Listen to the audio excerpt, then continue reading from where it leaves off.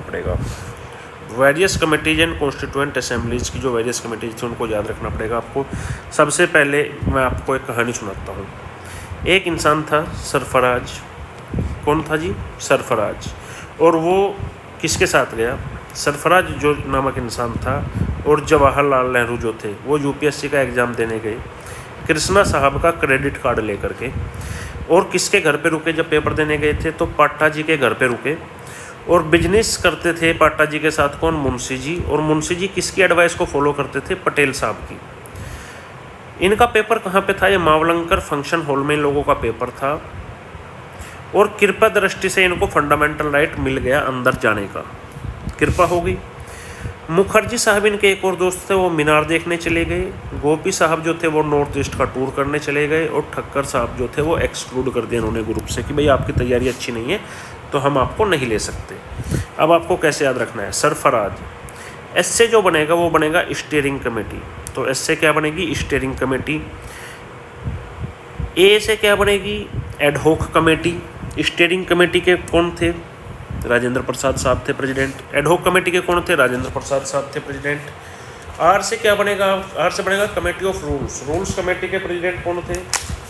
ये भी आपके राजेंद्र प्रसाद साहब थे। और एफ से क्या बनेगा? Flag committee. तो steering committee, rules committee, flag committee, इन तीनों को में कौन आएगा? राजेंद्र प्रसाद साहब आएंगे। राजेंद्र प्रसाद साहब के दोस्त थे जवाहरलाल नेहरू। जवाहरलाल नेहरू में आपको क्या याद रखना है? UP union power committee.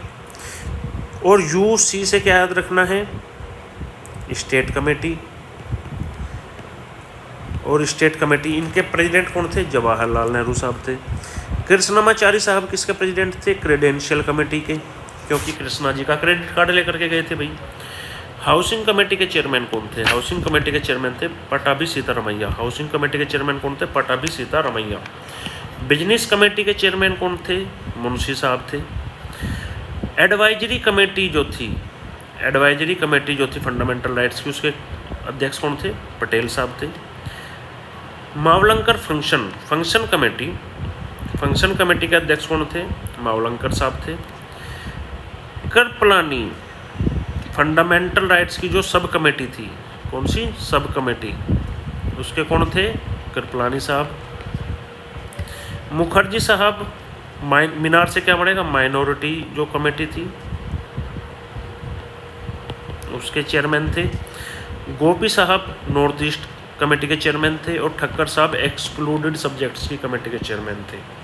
यह आप ट्रिक्स बार बार लिखिएगा, इसको याद कीजिएगा, हो जाएगी। अब आते हैं most important committee, drafting committee. एक और मोस्ट इम्पोर्टेंट कमेटी थी जी हमारी ड्राफ्टिंग कमेटी। सभी जानते हैं अम्बेडकर साहब इसके अध्यक्ष थे।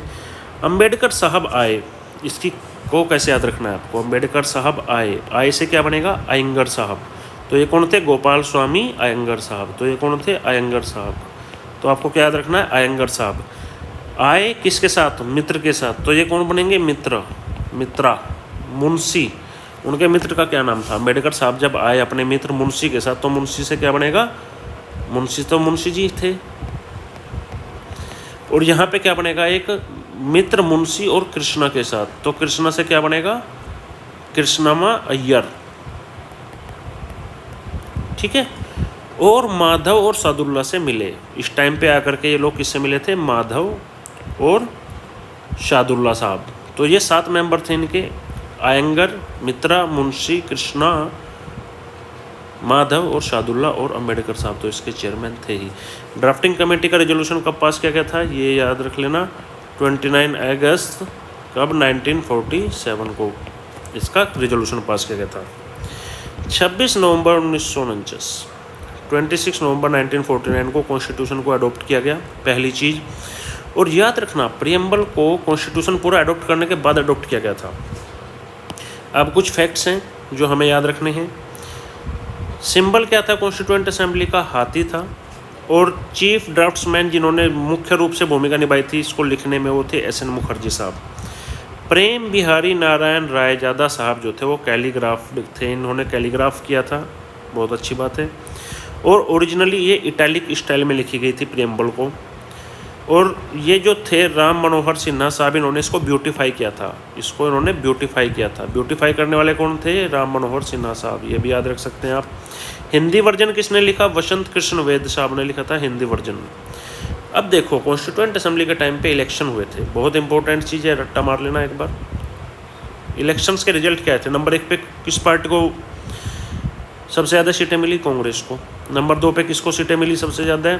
मुस्लिम लीग को। नंबर 3 पे किसको मिली? इंडिपेंडेंट्स को। नंबर 4 पे छोटी छोटी पार्टियाँ थी। कम्युनिटी वाइज अगर हम देखें, सबसे ज़्यादा सीटें किसकी थी? हिंदूज की। नंबर 2 पे किसकी थी? मुस्लिम की। नंबर 3 पे किसकी थी? शेड्यूल कास्ट की। इंडियन क्रिश्चियन को और ट्राइबल्स को दोनों को बराबर सीटें मिली थी। उसके बाद सिख आते हैं, तो सबसे पहले हिंदू जाएंगे, फिर मुस्लिम आएंगे, फिर एससीज आएंगे। उसके बाद में आपसे पूछा जाए एंग्लो इंडियंस को कितनी सीट मिली? 3। और पारसीज को कितनी मिली? 3 बराबर। ये भी एक फैक्ट है, आपको ये याद रखना चाहिए। प्रोविंस में सबसे ज़्यादा सीटें किसके पास थी? प्रोविंस में सबसे ज़्यादा सीटें थी यूनाइटेड प्रोविंस, जिसको आज उत्तर प्रदेश बोलते हैं, Madras. Number 2, number 3 Bihar, number 4 Bombay. ठीक है। नंबर 5 पे वेस्ट बंगाल, फिर आप चाहे तो याद कर सकते हैं आगे। प्रिंसली स्टेट्स में सबसे ज़्यादा सीटें किसके पास थी? मैसूर के पास थी। Number 1 Mysore, number 2 Travancore. Session of constituent assembly बहुत इंपॉर्टेंट है भाई। कितने सेशन हुए थे? टोटल 12 सेशन हुए थे। टोटल 12 सेशन में आपको कैसे याद रखने हैं? देखो, इसको आप ऐसे याद रख सकते हैं। सबसे पहले लिखिए 46, फिर लिखिए 48, फिर लिखिए 47, फिर लिखिए 49। ठीक है। 46 में क्या हुआ? 1 हुआ। 48 में क्या हुआ? 2 हुआ। 47 में क्या हुआ? 4 हुआ। 49 में क्या हुआ? 5 हुआ। 46 1 हुआ, 48 में 2 हुआ, 47 में 4 हुआ, 49 में 5 हुआ।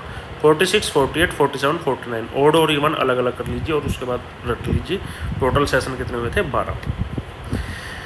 क्रिटिसिज्म क्या है कॉन्स्टिट्यूएंट असेंबली का? अगर आपसे मेंस में पूछ लिया जाए कि भाई इसको क्रिटिसाइज हम कैसे करें, तो क्रिटिसाइज में सबसे पहली चीज़ क्या थी? ये नॉट रिप्रेजेंट बॉडी थी। ये डायरेक्टली कोई इलेक्टेड तो थी नहीं, ये तो पार्शली इलेक्टेड, पार्शली नॉमिनेटेड थी। ये कोई सोवरेन बॉडी भी नहीं थी, क्योंकि इनको अगर अपने सेशन करने होते थे तो उसके लिए परमिशन लगती थी किसकी? ब्रिटिश गवर्नमेंट की। लॉयर्स और पॉलिटिशियंस का डोमिनेशन था इसमें। तीसरी चीज़, कांग्रेस डोमिनेटेड थी। ग्रेनविल ऑस्टिन साहब का कहना था कि असेंबली जो थी वो कांग्रेस थी और कांग्रेस ही इंडिया थी और इंडिया ही कांग्रेस थी। नजीरुद्दीन अहमद साहब जो थे वो ड्राफ्टिंग कमेटी में थे और इनका ये मानना था कि टाइम कंज्यूमिंग बॉडी थी और कुछ नहीं। इन्होंने हमने टाइम ही इतना ज़्यादा ले लिया। तो ये क्रिटिसिज्म है कॉन्स्टिट्यूएंट असेंबली का। आई होप आपके सारे के सारे डाउट्स क्लियर हो गए होंगे।